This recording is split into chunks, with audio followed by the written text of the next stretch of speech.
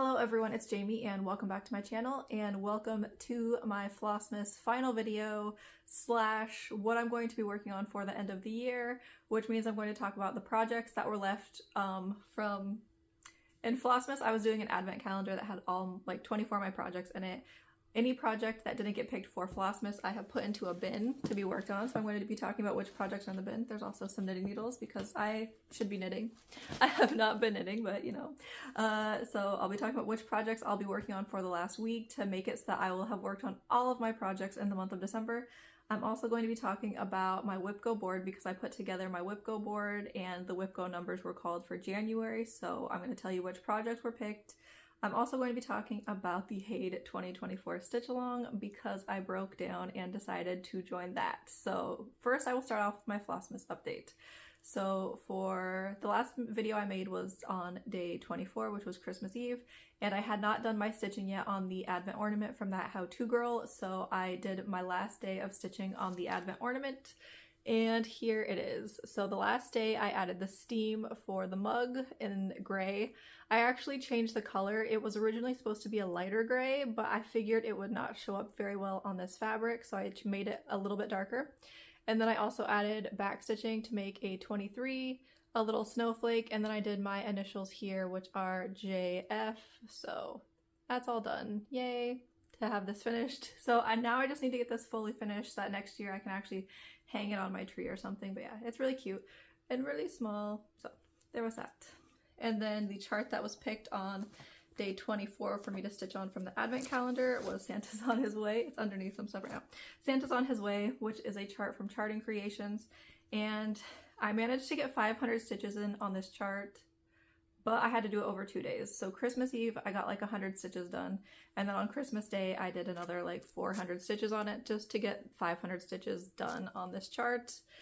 And here's where it's at. I focused on only working on this one color of blue here, which is like 820, I think. And that's all I did was just this one shade of blue. I did some of them in rows here.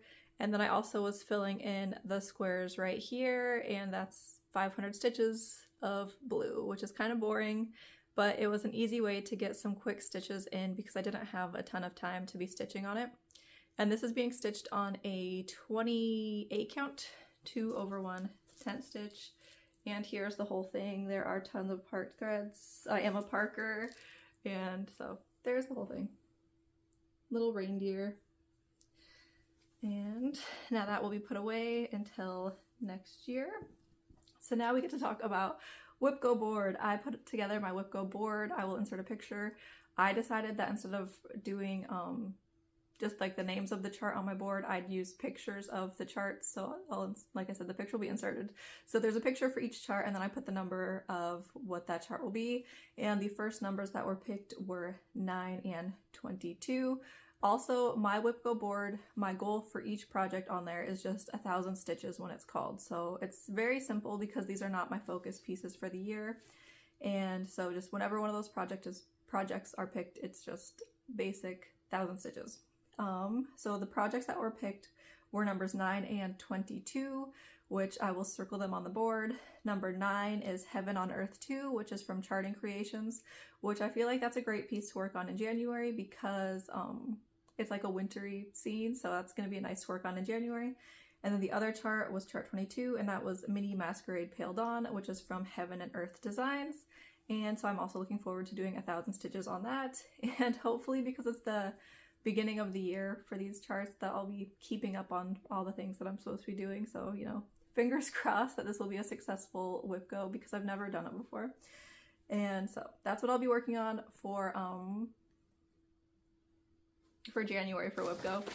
And then what I'm going to be working on though for the last week of December is any project that wasn't picked on my advent calendar that's in this bin. I'm not going to pull them all out of the bag. I'm just going to say the names of the chart and I'll insert the picture of the artwork.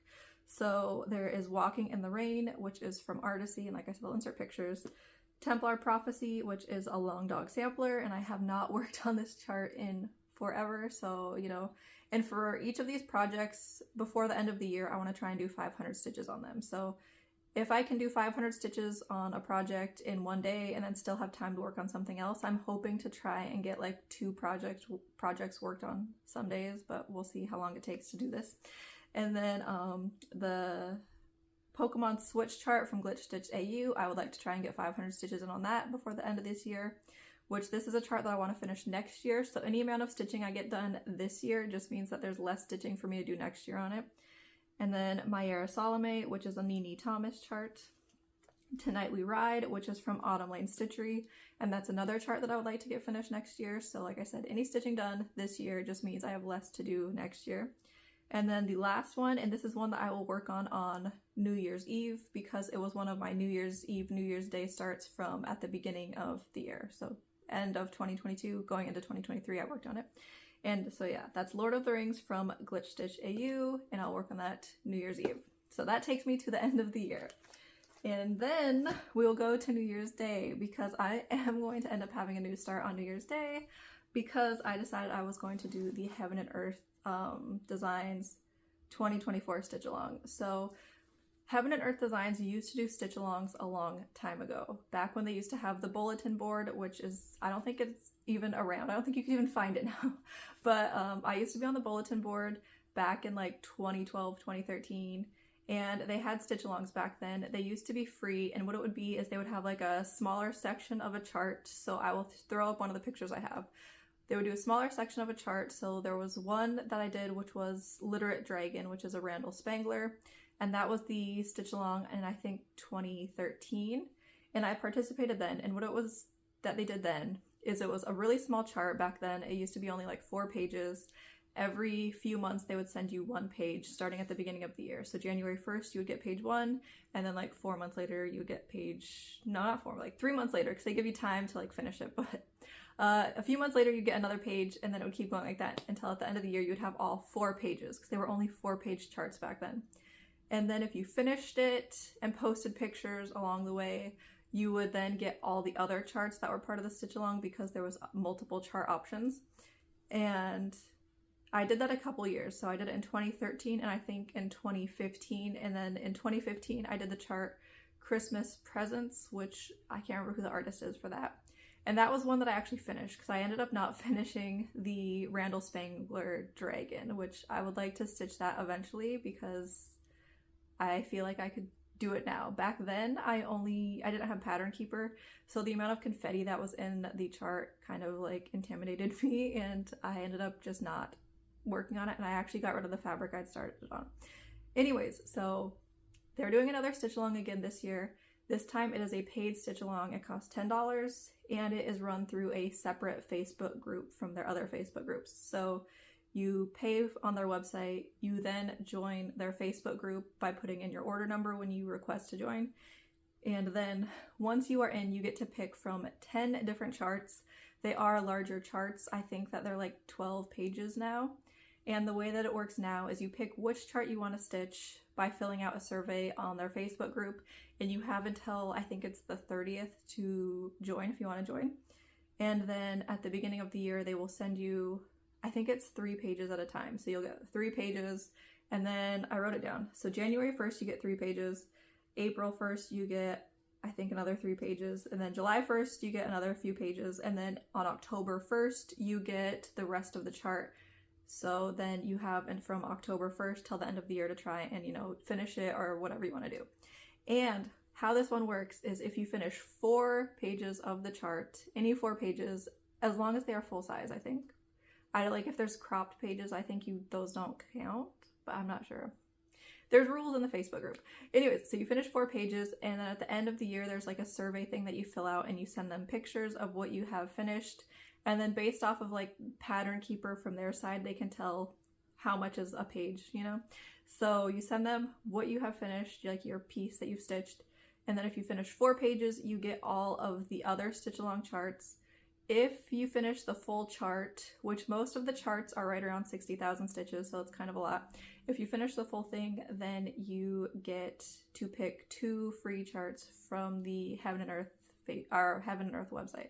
So there's a nice little reward if you do finish the full chart, but 60,000 stitches is kind of a lot.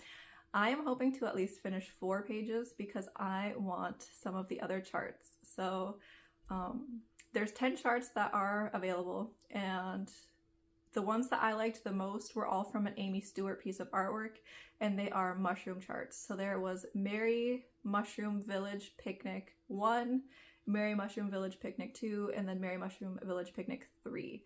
I could not decide which one I wanted to do, and so I left it up to, I let my daughter decide.